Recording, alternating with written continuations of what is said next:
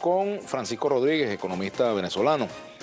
Ahora, volviendo con esta propuesta, con este plan de acción para superar la emergencia económica que ustedes le presentaron al gobierno del presidente Nicolás Maduro, fíjate que se presentó, quedó prácticamente en stand-by, no se sabe cuál ha sido su destino, pero es bueno hablar de las consecuencias que traería o que ha traído al país la no aplicación de las recomendaciones allí contenidas. Sería interesante que lo evaluemos, ¿no? Claro. Estamos hablando de junio y ya estamos en septiembre, ¿no? Bueno, es que precisamente sí, el trabajo se hizo, de hecho, esas reuniones comenzaron en mayo y ya el planteamiento básico estaba listo y otra vez en reuniones públicas que se hicieron en la Vicepresidencia de Economía, ya el planteamiento central estaba listo en mayo y se hace una presentación final del informe que también fue pública en junio.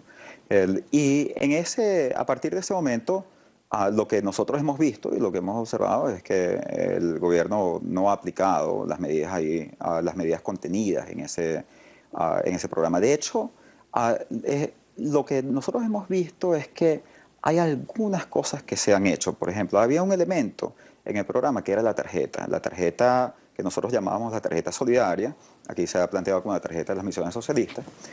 Pero la idea fundamental de eso era que como tú ibas a tener que ajustar un montón de precios, porque sí, tú ibas a tener que subir los precios de una serie de productos, en el momento en que se daban esos ajustes de precios, tú también podías tener un programa de transferencia en el cual la gente tuviese, pero que en general todos los venezolanos, por lo menos todos los venezolanos que ganasen por debajo de un cierto nivel de ingreso, pudiesen tener esa tarjeta y que esa tarjeta les permitiese comprar los bienes básicos esenciales a un 80% de descuento. Ese programa, fíjate que es interesante porque el programa de la tarjeta sí se ha comenzado a aplicar, aunque en una extensión y en una cuantía mucho menor que la que nosotros estábamos pensando. Pero eso en realidad no te dice que se está aplicando el programa, porque eso es como que yo vaya al médico y el médico me dice, mira, o sea, tú tienes un problema serio, tú tienes que dejar de comer tanto, dejar de comer tanta grasa, tú tienes que dejar de beber tanto, tú tienes que tomarte estas pastillas y tienes que tomarte reposo unos días. Y que después yo te digo, ajá, exacto, me tomé reposo. Estoy haciendo lo primero, estoy haciendo una de las cosas que me recomendó el médico, ya voy para allá. No, o sea, si tú tratas de financiar una tarjeta como la que nosotros propusimos, si tú no haces el ajuste cambiario, el ajuste de precios, la normalización de las variables que te permiten dirigir una economía, entonces las cosas se van a poner peor y esa tarjeta no te va a alcanzar. Los precios van a subir a un ritmo al que esa tarjeta, se van a tragar la tarjeta. Recibe, se van a tragar la tarjeta, exactamente. Y eso es lo que está pasando.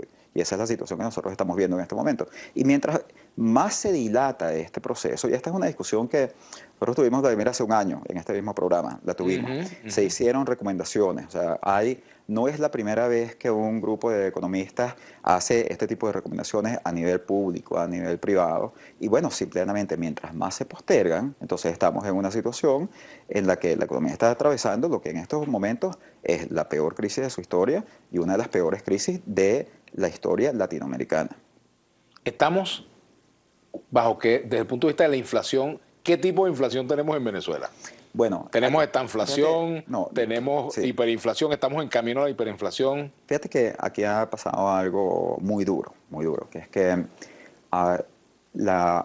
hay una inflación fuerte, no es una inflación que todavía se cataloga como hiperinflación. De hecho, hay discusiones entre los economistas sobre si la inflación está en el orden de, puede ser, algunos dicen 200, 300%, algunos dicen más alto, 600%. Son niveles muy, muy altos. Yo creo que puede estar por el orden más bajo, del orden de 200, 300%, pero que incluso es muy alto. Pero, sin embargo, ¿cómo está pasando eso? ¿Y por qué está pasando eso? Porque ya el gobierno no puede gastar. Entonces, lo que nosotros estamos viendo es que el gobierno no es capaz de gastar al ritmo al que suben los precios.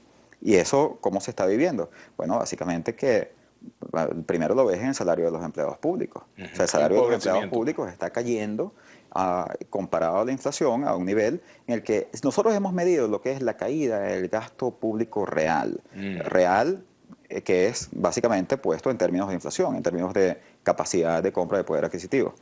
Y lo que hemos calculado es que ha caído por lo menos un 40% en términos reales, si no 50 o 60% en el transcurso de un año.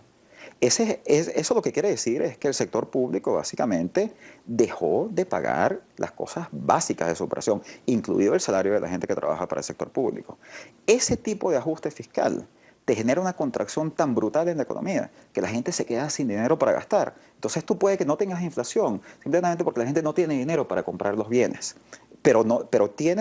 No tienes una inflación tan alta, no tienes una hiperinflación, tienes una inflación alta de 200, 300%, no tienes una hiperinflación de 1000, 10.000%, pero tienes una contracción, o más bien, más que una contracción, tienes una depresión económica. O sea, la contracción del producto venezolano está por el orden de magnitudes de lo que fue la contracción del producto de Estados Unidos durante la Gran Depresión. Y por algo se llamó Gran Depresión.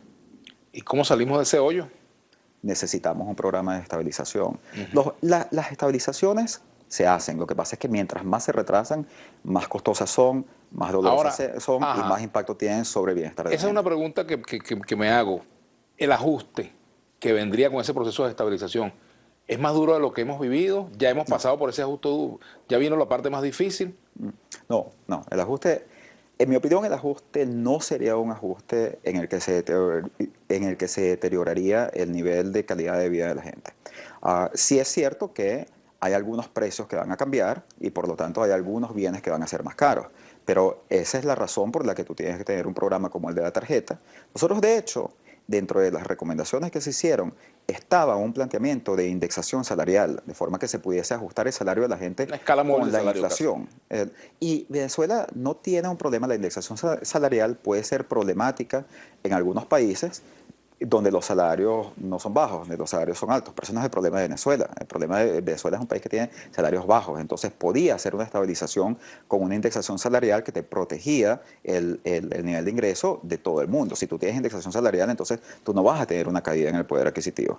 Más bien todo lo contrario. O sea, el programa que fue diseñado explícitamente como un programa de estabilización expansivo. Y lo que nosotros calculábamos era que la economía, en el momento en que lo aplicase, podía comenzar a crecer y bajar la inflación muy rápido. Porque aquí ya el ajuste, la parte dura del ajuste, y tal vez lo que es muy problemático de lo que se ha hecho aquí es que la parte dura del ajuste, que es cuando el Estado te comienza a gastar menos o cuando el país te comienza a importar menos. Las importaciones que estaban por encima de 60.000 millones de dólares en el 2012, ahorita están por el orden de los 18.000 millones de dólares. Entonces, la parte difícil del ajuste ya se hizo, pero la parte que te podría significar mayor bienestar para la gente no se ha querido hacer todavía. Nos quedó pendiente, fíjate, el problema de los factores que consideran que todo lo que tú estás proponiendo es el neoliberalismo puro y simple. Ujú.